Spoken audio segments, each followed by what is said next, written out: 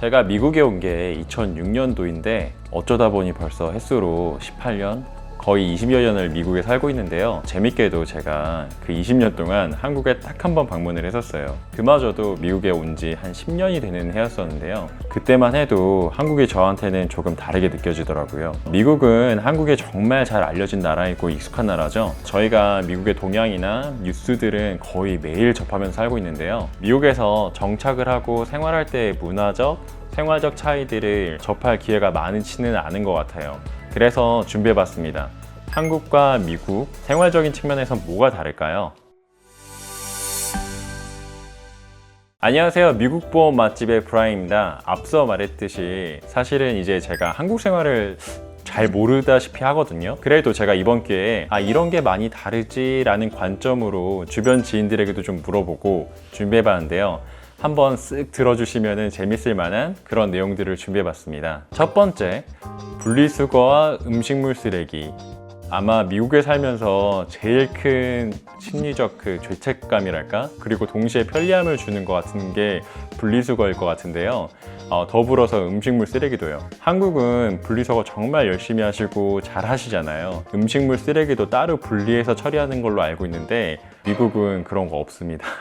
물론 기본적으로 가정마다 분리수거용 쓰레기통 하나 그리고 일반 쓰레기통 하나를 배정하기는 하는데요. 그럼에도 한국처럼 그렇게 열심히 하지는 않아요. 이제 일주일에 한 번씩 쓰레기 차량들이 각 집을 돌면서 쓰레기를 수거해 가는데요. 분리수거 없이 일반 쓰레기통에 처리를 해도 별다른 페널티나 규제 등이 없습니다. 물론 미국이 주별로 조금 다르다 보니까 캘리포니아나 뉴욕, 매사추세츠 같은 주들은 조금 상황이 다르지만은 대부분의 주에서는 분리수거가 필수는 아닙니다. 개인적으로는 조금은 불편하더라도 관련 규제 법안이 생겼으면 좋겠는데 이게 과연 실제로 일어날지는 모르겠어요. 항상 저도 쓰레기를 버리면서 이런 말을 가끔 하곤 하는데요.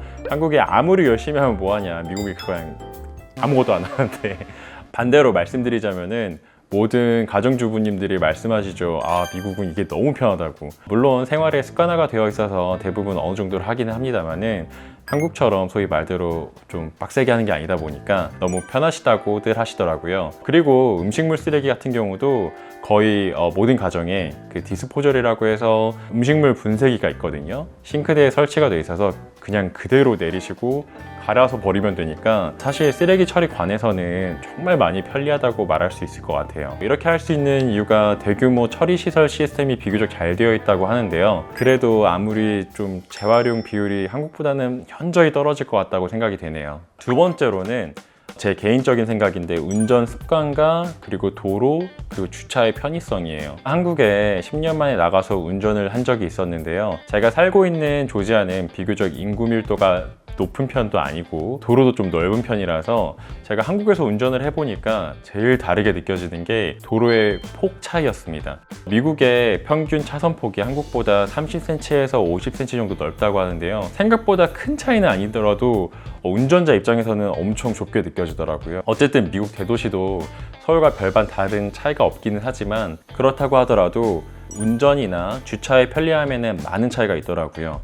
미국에는 한국처럼 감지 카메라 등이나 과속 방지 카메라 등 같은 것들이 많이 설치가 되어 있지 않아서 평균적으로 과속하는 운전자들도 상대적으로 많은 것 같아요. 그리고 한국 같은 경우들은 운전들을 다들 상대적으로 되게 잘 하시는 것 같은데 그게 뭐냐면은 좀 좁은 골목이나 아니면 많은 차량들이 운행하는 중에서도 정말 이렇게 딱딱딱 합이 잘 맞더라고요. 거기서 제가 이런 것들을 좀 못 맞추면 큰일 나겠다라는 생각으로 바짝 긴장해서 운전을 했었던 기억이 납니다. 저도 나름 10년 동안 운전을 했었는데 좀 그런 게 차이가 나더라고요.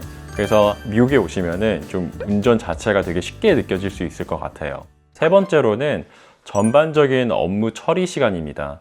이거는 제 생각에는 한국이 너무 뛰어나서 생기는 차이라고 할 수 있을 것 같은데요. 미국에서는 모든 서비스가 기본 한두 시간은 생각하시고 계약하시는 게 좀 마음이 편하실 거예요. 그리고 이런 풍토 자체가 미국인들에겐 좀 당연시 되다 보니까 컴플레인을 하는 사람들도 그렇게 많지 않고요. 은행 계좌를 연다거나 우리가 생각할 때 간단한 업무를 보려고 한다고 하더라도 정말 30분에서 1시간은 생각하셔야 돼요. 저도 직장 생활을 할 때 점심시간을 이용해서 간단한 은행 업무를 봐야 돼서 이제 갔는데 일단 식사는 못 하고요. 추가적으로 타임오프를 한두 시간은 신청하셔야지 그 업무를 볼 수 있을 정도예요. 당연히 어포인먼트를 해서 가야 되고요. 그 외에도 관공서 같은 경우들은 상황이 더 안 좋습니다. 드라이버 라이센스라던가 비자 문자라던가 이런 것들을 처리해야 된다고 하면은 아예 그냥 하루 정도는 관련 업무로 소비를 하셔야 된다고 생각을 하고 접근을 하셔야 되시고요. 그리고 대체적으로 많이 불친절한 경우들이 많아요. 이게 처음에 오시면은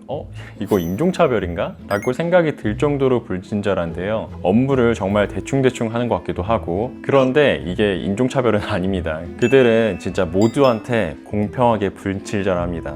그러다 보니까 한 번에 갈 때 꼭 준비 잘 하셔서 한 번에 끝낼 준비를 하고 가시는 게 중요하고요. 서류 하나라도 준비가 안 되면은 뭐 그냥 대충 해줘, 그런 거 없어요. 좀 준비를 잘 하시는 게 좋으실 것 같아요. 저도 많이 좀 덜렁대는 성격이었는데 이거를 미국 관공서가 고쳐주더라고요.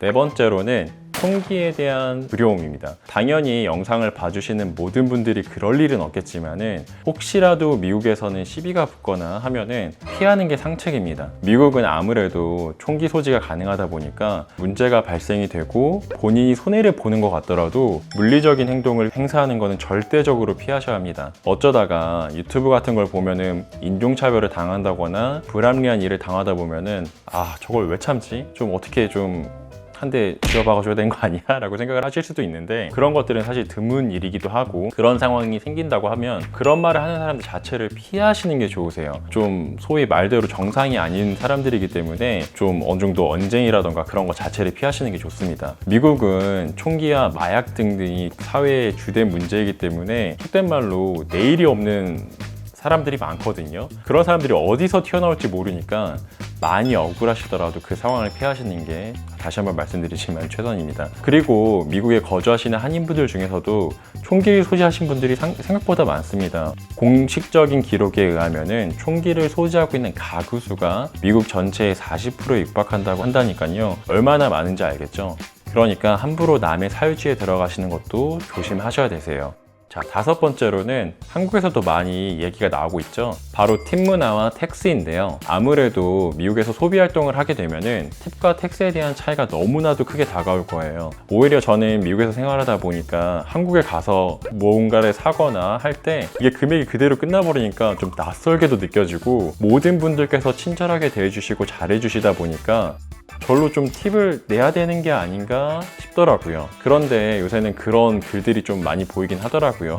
이상한 팁 문화를 제발 한국에 퍼뜨리지 말아주세요. 근데 이렇게 원래도 미국에서도 팁 문화 자체가 그렇게 좀 피곤한 문화는 아니었었는데, 정말 코로나 이후로 제가 현지에서 느끼기에도 팁 문화에 대한 인식 자체가 많이 바뀐 것 같기는 해요. 인플레이션의 영향을 제일 직접으로 맞은 부분이 아닐까도 싶습니다. 그래서 가끔 한국에서 막 오신 분들이 팁을 언제 줘야 하는지 등에 대해서 헷갈려 하시는 분들도 있는데요. 잠깐 상황적으로 얘기를 좀 드리자면은, 가장 흔하게 팁을 줘야 되는 상황들이 식당에서 서빙을 받을 때, 발렛 파킹을 할 때, 호텔에서 체크아웃 할 때 정도가 되겠네요. 근데 식당에서는 맥도날드처럼 서버가 없이 본인이 셀프로 할 때는 팁은 안 내셔도 됩니다. 그럴 땐 죄책감 없이 그냥 노팁 버튼을 눌러주세요. 그리고 미국에서는 결제를 할 때 항상 텍스가 붙는데요. 만약에 가격표에 100불이라고 쓰여있는 물건을 살 때에도 그 외에 결제를 할 때 스테이트 텍스와 그 지역의 텍스가 또 따로 부과가 됩니다. 그래서 같은 주라고 하더라도 동네마다 좀 텍스가 붙는 것도 조금 다르니까 이런 것도 좀 신기한 점일 수 있겠네요. 이번 대본을 준비할 때까지 과연 얼마나 있을까라고 생각을 했었는데, 오히려 이번 영상에는 다 담지 못할 정도로 많더라고요. 미국이 워낙 큰 나라다 보니까 주별로도 상황도 다르고 사투리, 일반적인 매너 이런 것들이 다 다르다 보니까 이 영상을 보시는 다른 주에 있으신 분들은 조금 다른 데라고 생각하실 수도 있는데요. 그런 분들은 댓글로 의견을 또 달아주시면 재미있을 것 같습니다. 여기까지가 오늘 미국 보험 맛집에서 준비한 내용이었고요. 저는 브라이언이었습니다. 오늘도 영상 끝까지 시청해주셔서 감사드리고, 어느덧 연말이 다가오고 있는데 영상 보시는 모든 분들도 한 해 마무리 잘 하시길 기원하면서 인사드리겠습니다. 감사합니다.